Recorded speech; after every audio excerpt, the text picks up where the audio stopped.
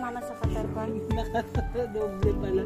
Anong ginawa niya? Ba't may pag... Huwag ka na sumama sa Qatar pa, pero dalawin niyo ako sa panaginip ko. Pero dapat masaya kayo na madalawa kayo ulit. Namiss ko kayo pa. Namiss ko na kayo. Pero kakainin ako pa po ko iyan. Tapos, doon na naman tayo makikita sa panaginip ko. O sige, dalawin niyo ulit ako sa panaginip ko. Kasama mo ulit si Papa. Dalawa kayong kasama. Dalawa kayo ha. Dapat yung masaya kayo. Masyal tayo.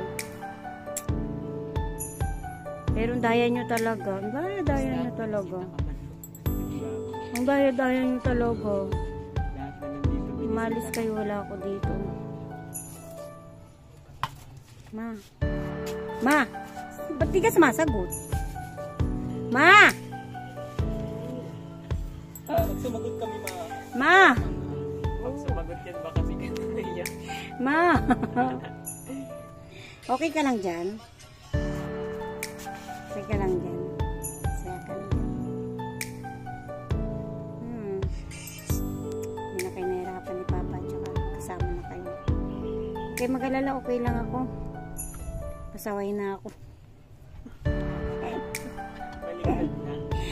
Mula na wala kayo naging pasaway ako. Kasi ang daya nyo eh. Hindi kayo nagpakita sa akin eh. Umalis kayo na ano. Wala ako sa tabi nyo. Hindi ko man lang kayo nahawakan. Hindi man tayo nag ano. Hindi man kayo nayakap. Diba ang hirap-hirap? Kaya siguro ayaw mong payagan kasi baka mawala ka na wala ako.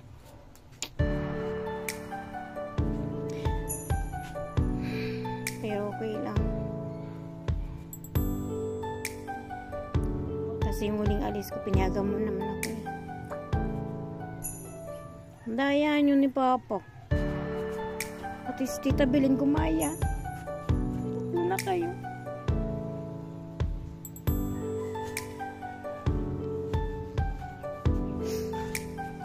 Sana ngayong pag-alis ko, samahan nyo na lang ako doon. Ingatan nyo rin ako doon pa.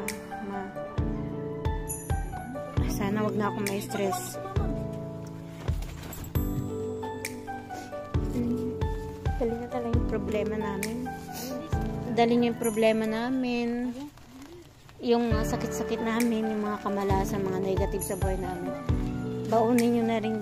Dali nyo sa malayo. Thank you, Ma. Thank you pa.